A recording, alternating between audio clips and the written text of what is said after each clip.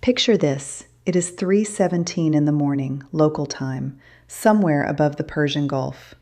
The cabin of a B-2 Spirit bomber is bathed in the faint emerald glow of multifunction displays. Two pilots sit in silence. They have been airborne for 11 hours, having launched from Whiteman Air Force Base in Missouri, refueled twice over the Atlantic, and slipped into Iranian airspace through a corridor that, officially, does not exist. Below the aircraft's blended wing, cradled in a rotary launcher, sit two GBU-57AB massive ordnance penetrators. Each one weighs 30,000 pounds. Each one carries 5,300 pounds of high explosive encased in a hardened steel penetrator designed to burrow through 200 feet of reinforced concrete and native rock before detonating. The pilots do not speak. They do not need to. The target coordinates were uploaded before takeoff via a secure, beyond line-of-sight data link routed through the advanced, extremely high-frequency satellite constellation. The coordinates do not point to an IRGC command bunker. They do not point to a missile depot. They do not point to anything that appeared in the Pentagon press briefing 6 hours later. The coordinates point to a mountain, specifically to a point 67 meters beneath the summit of Mount Fordo, in the arid hills south of the holy city of Qom. And what sits 67 meters inside that mountain is the reason the President of the United States made a phone call at 9 in the evening, Washington time, that set this entire chain of events into motion. The world was told a very simple story. Iran-backed militias launched a barrage of ballistic missiles at U.S. forces in the region. The United States responded with a proportional retaliatory strike against IRGC command and control infrastructure. Defense Secretary Pete Hegseth stood behind the podium at the Pentagon and used words like measured, precise, and defensive in nature. Cable news networks played the same grainy infrared footage of explosions on a loop.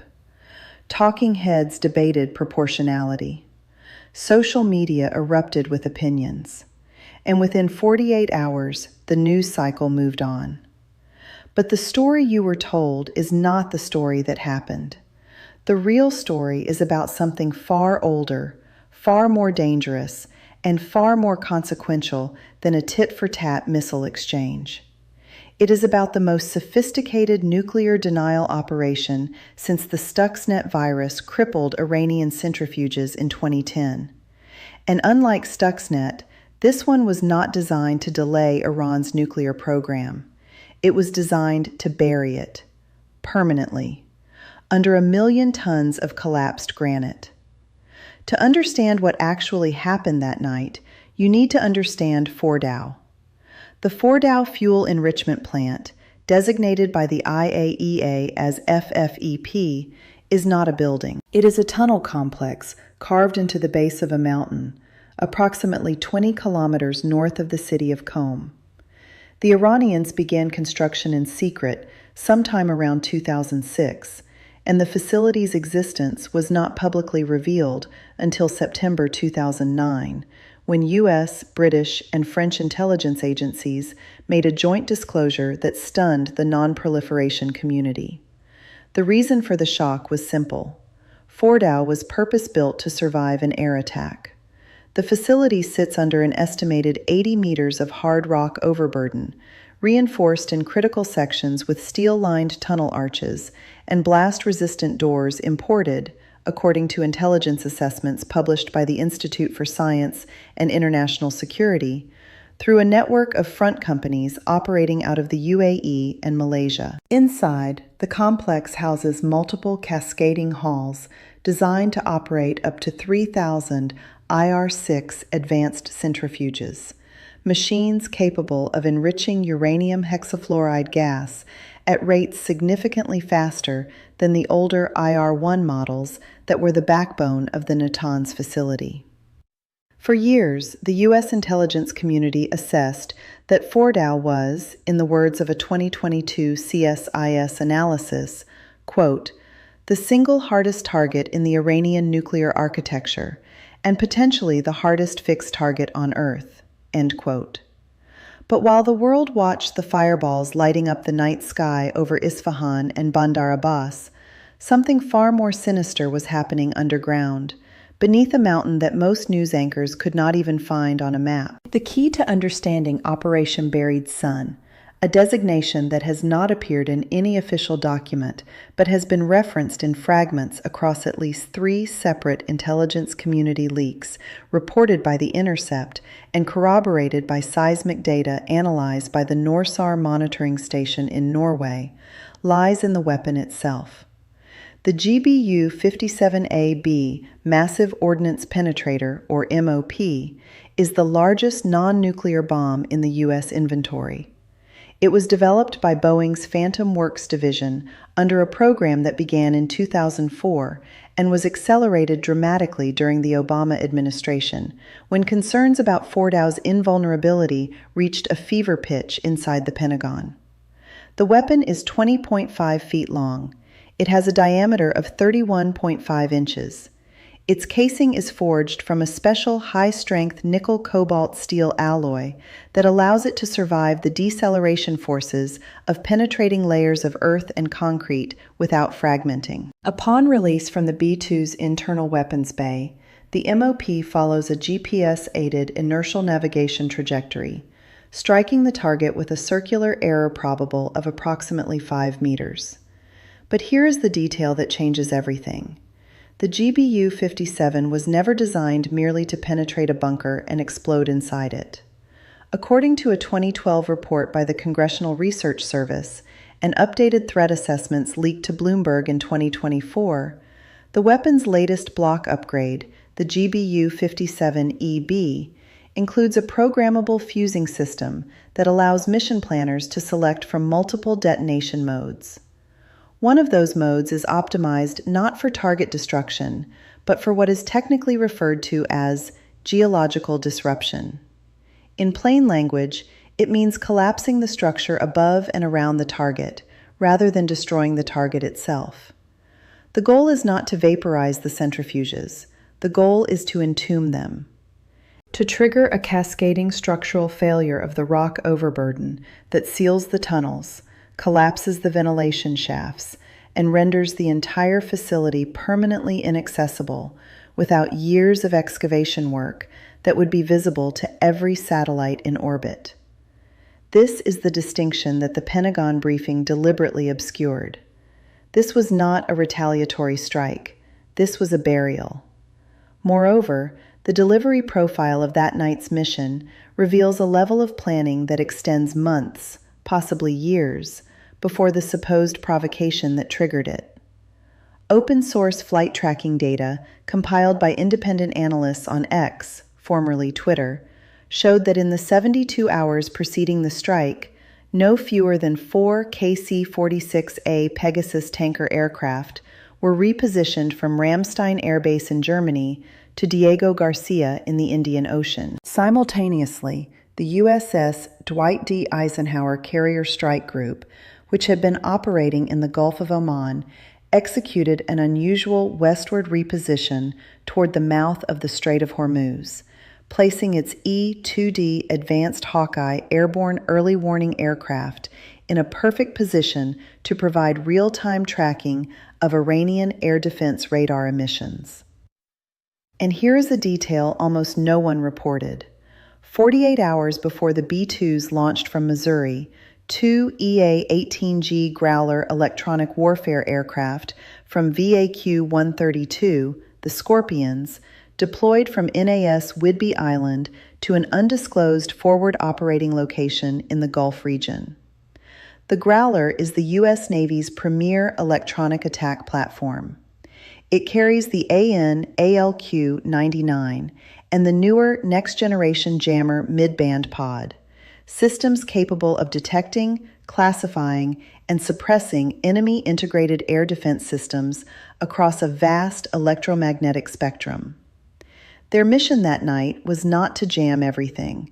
It was to jam very specific things at very specific times, creating a corridor of electromagnetic silence through which the B-2s could pass like ghosts. But the technical sophistication of the strike is only half the story. The real shock was the intelligence operation that made it possible. And that operation leads back to a single source that neither Washington nor Tehran wants to acknowledge publicly. For years, the intelligence picture on Fordow was frustratingly incomplete. The facility's location inside a mountain meant that overhead imagery from KH-11 reconnaissance satellites could reveal surface activity, truck movements, ventilation shaft construction, personnel patterns, but could tell analysts almost nothing about what was happening inside the tunnels themselves. Synthetic aperture radar aboard satellites like the LaCrosse series could penetrate cloud cover, but not 80 meters of granite. Ground-penetrating radar from aircraft was useless at that depth. The National Security Agency's signals intelligence capabilities could intercept communications going in and out of the facility, but the Iranians, burned by the Stuxnet revelation and deeply paranoid about electronic surveillance, had moved all critical internal communications at Fordow to a hardwired fiber optic network that emitted no exploitable electromagnetic signatures. In short, for the better part of a decade, Fordow was a black box. The U.S. intelligence community knew it was there. They knew roughly how many centrifuges it contained, but they did not know the precise internal layout with the kind of sub-meter accuracy required to plan a geological disruption strike.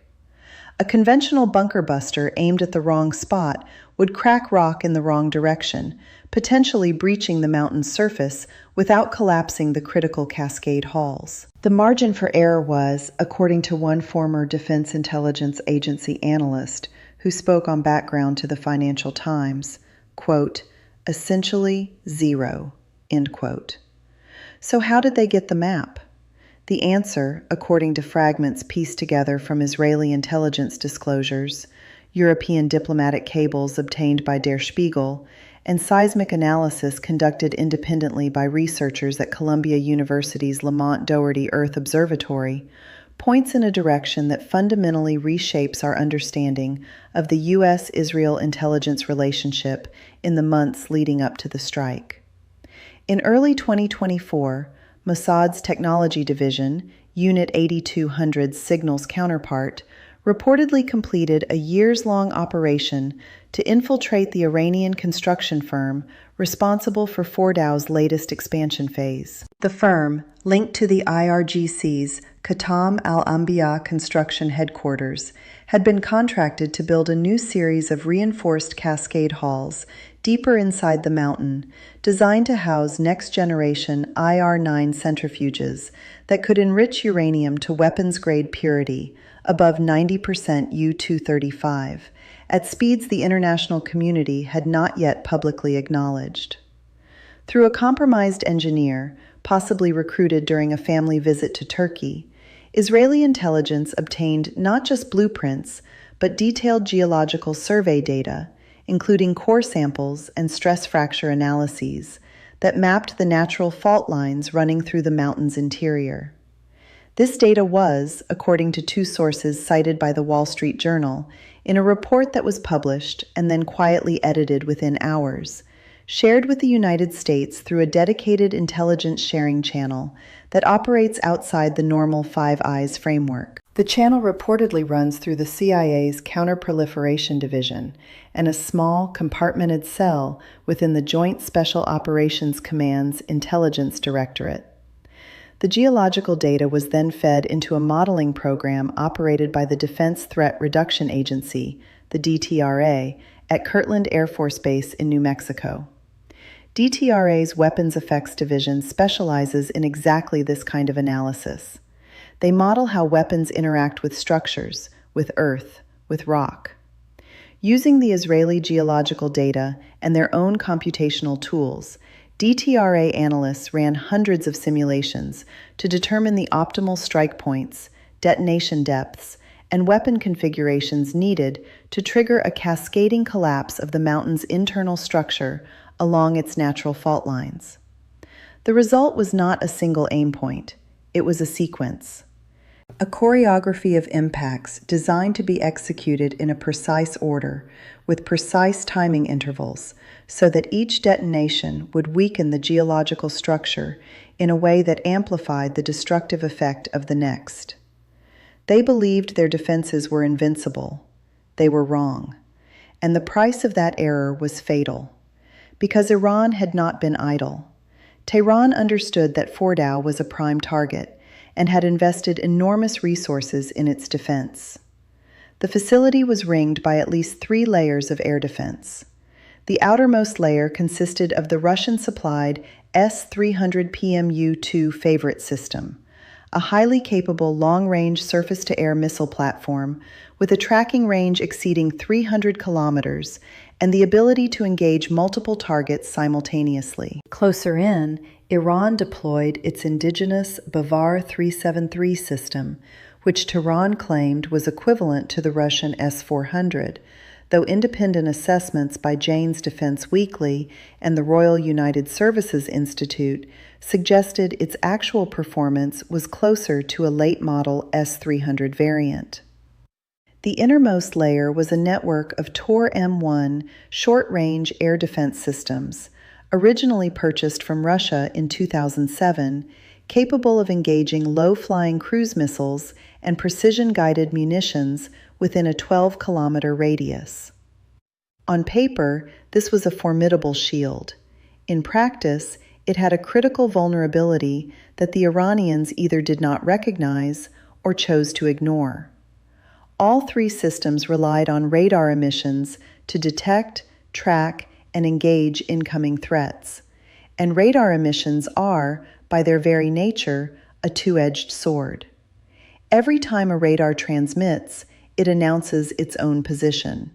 The EA-18G Growlers from VAQ-132 exploited this mercilessly. Operating from a standoff distance of approximately 150 nautical miles, the Growlers used their AN/ALQ-249 next-generation jammer pods to execute what electronic warfare specialists call a drip attack. Rather than flooding the electromagnetic spectrum with broadband noise, which would alert Iranian operators that a major jamming operation was underway, the Growlers selectively targeted individual radar emitters with precisely tailored jamming signals that mimicked atmospheric interference and system malfunctions. The Iranian radar operators saw their screens flicker. They saw ghost returns. They saw momentary dropouts that lasted just long enough to be attributed to technical glitches rather than hostile action. By the time the first GBU-57 separated from the B-2's rotary launcher at an altitude of approximately 40,000 feet, the integrated air defense network around Fordow was functionally blind, not destroyed, not overwhelmed, simply deceived. While the president spoke of measured retaliation and defensive necessity, his closest allies were already making a secret call that changed everything. Because the strike on Fordow was not a unilateral American operation, it could not have been. The flight path of the B-2 bombers, reconstructed by independent analysts using ADS-B signal gaps and correlated with tanker refueling tracks, passed through airspace controlled by at least 2 nations that are publicly neutral in the U.S.-Iran confrontation. One of those nations is Qatar, which hosts Al Udeid Air Base, the largest U.S. military installation in the Middle East, and yet simultaneously maintains extensive economic ties with Tehran, including a shared natural gas field in the Persian Gulf.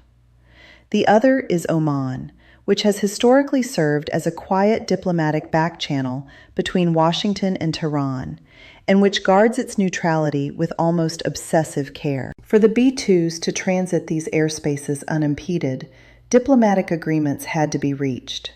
Not public agreements, not treaties. Phone calls. Quiet conversations between intelligence chiefs conducted on secure lines with no records kept. And those conversations reveal a truth that is far more destabilizing than the strike itself. Multiple regional actors, nations that publicly condemned the American operation in the strongest terms at the United Nations General Assembly, had privately facilitated it. They had done so not out of loyalty to Washington, but out of their own strategic calculation. A nuclear-armed Iran threatens Riyadh and Abu Dhabi just as much as it threatens Tel Aviv. The quiet consensus in the Gulf capitals, never spoken aloud but unmistakable in the pattern of their actions, was that Fordow had to be neutralized, and they were willing to let America take the public blame so long as the job got done. But this isn't just a desert war, fought with stealth bombers and bunker busters in a mountain range most people will never see. In a moment, I will show you how this single night of operations just reached into your wallet, your gas tank, and the global economy in ways that no Pentagon briefing will ever explain. Within 6 hours of the first seismic signature being detected by the NORSAR monitoring array in Kjeller, Norway, Brent crude futures spiked 11% on the London Intercontinental Exchange. By the time Asian markets opened, the spike had reached 17%, and by noon in New York, the price of a barrel of oil had crossed $137 for the first time since the 2008 financial crisis. The mechanism was not direct supply disruption. Iran's oil exports, already constrained by sanctions, account for roughly 3% of global supply. The mechanism was fear. The shipping insurance market, centered at Lloyd's of London, immediately reclassified the entire Persian Gulf as a heightened risk zone, triggering war risk premium surcharges on every tanker transiting the Strait of Hormuz. Within 48 hours, at least 14 laden VLCCs, very large crude carriers, each holding 2 million barrels of oil, were ordered by their operators to hold position outside the strait rather than transit. That is 28 million barrels of oil sitting motionless on the water, not destroyed, not seized, simply frozen by uncertainty. And uncertainty in commodity markets is more destructive than any bomb. The cascade was immediate and merciless. Natural gas futures in Europe surged 9% in sympathy trading, despite having no direct connection to Iranian supply. Agricultural commodities spiked because modern farming runs on diesel and petroleum-derived fertilizers. The S&P 500 dropped 3.2% in a single session. The Federal Reserve, which had been signaling a rate cut for September, went silent. And at the grocery store nearest to wherever you are sitting right now, the price of bread, eggs, and milk began a quiet upward climb that would not reverse for months. This is the invisible shrapnel of a geological disruption strike. It does not travel through the air. It travels through supply chains, through insurance premiums, through the algorithmic trading systems that price every commodity on Earth based on perceived risk. The GBU-57 that buried Fordow did not just collapse a mountain. It sent a shockwave through the architecture of global commerce. Meanwhile, Tehran faced a crisis that no amount of rhetoric could conceal.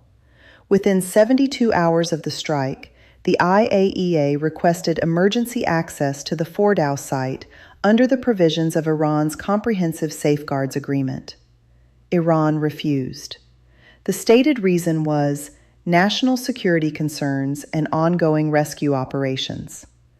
But satellite imagery captured by Planet Labs' SkySat constellation told a very different story. The images, analyzed by researchers at the Middlebury Institute of International Studies and published in the Bulletin of the Atomic Scientists, showed that the two primary ventilation shafts serving Fordow's deep cascade halls had completely collapsed. Debris fields consistent with massive subsurface rock displacement were visible at both tunnel entrances. Thermal imaging showed no heat signatures from the ventilation outlets, signatures that had been continuously present in every previous satellite pass for over a decade, indicating that the underground centrifuge operations had ceased entirely. The mountain was not just damaged, it was sealed. The centrifuges, the uranium hexafluoride gas lines, the control systems, everything was entombed under millions of tons of fractured granite, exactly as the DTRA simulations had predicted. There were only 90 minutes left before the diplomatic window closed. Here is what happened when the world realized that the rules of nuclear confrontation had been rewritten in a single night. Iran's Supreme National Security Council convened an emergency session. The options on the table were stark, and none of them were good. A direct military retaliation against U.S. forces in the region would invite a follow-on strike campaign that could target Natanz, Isfahan, and the heavy water reactor at Arak, effectively eliminating Iran's entire nuclear infrastructure in a matter of days. A closure of the Strait of Hormuz, long Tehran's ultimate deterrent, would devastate Iran's own remaining oil revenue and invite a naval confrontation with the combined fleets of the United States, the United Kingdom, and France, a fight Iran's aging navy could not survive. And a covert acceleration of weapons-grade enrichment at alternative sites would take years to reconstitute, years during which Iran would be more vulnerable than at any point since the 1979 revolution. The regime chose a fourth option: silence. Official Iranian state media described the strike as an aggressive act against civilian infrastructure and claimed that no significant military or strategic sites were affected. The IRGC issued a statement promising divine retribution at a time and place of our choosing. And then, nothing. No retaliation, no strait closure, no dramatic escalation, just silence. And in the language of geopolitics, silence after a strike of this magnitude is not restraint, it is defeat. So where does the world go from here? Three paths stretch out from this moment, and each one leads to a fundamentally different future. The first path is managed de-escalation. Under this scenario, back-channel negotiations, likely facilitated through Oman and possibly Qatar, lead to a quiet understanding. Iran agrees to suspend what remains of its enrichment program in exchange for targeted sanctions relief and a face-saving framework that allows the regime to claim it chose diplomacy over confrontation. The United States agrees not to release the full extent of the damage at Fordow, preserving the fiction that the strike was limited and retaliatory. Both sides step back. The oil markets stabilize. The news cycle moves on. This is the outcome that Wall Street is pricing in. It is also the least likely. The second path is regional realignment. In this scenario, the strike on Fordow accelerates a process that was already underway. Saudi Arabia, the UAE, and Egypt, having quietly facilitated the operation, used the moment to formalize a new regional security architecture that explicitly excludes Iran. This architecture, backed by American military guarantees, and possibly including a nuclear security umbrella similar to NATO's Article 5, fundamentally redraws the map of Middle Eastern alliances.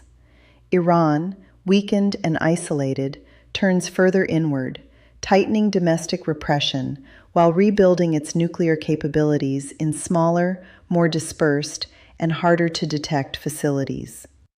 The nuclear threat does not disappear. It metastasizes, and the next time, there may be no mountain to target. The third path is total escalation. In this scenario, Iran's silence is not defeat, it is preparation.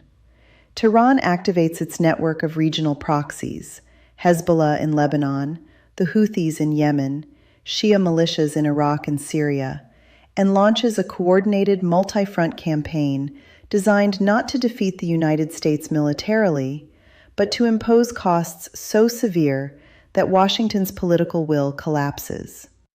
American bases across the Middle East come under sustained rocket and drone attack. The Strait of Hormuz is mined. Oil prices surge past $200 a barrel.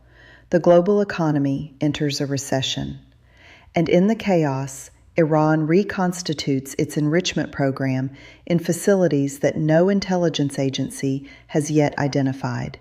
emerging from the crisis not weaker, but more dangerous and more determined than ever before.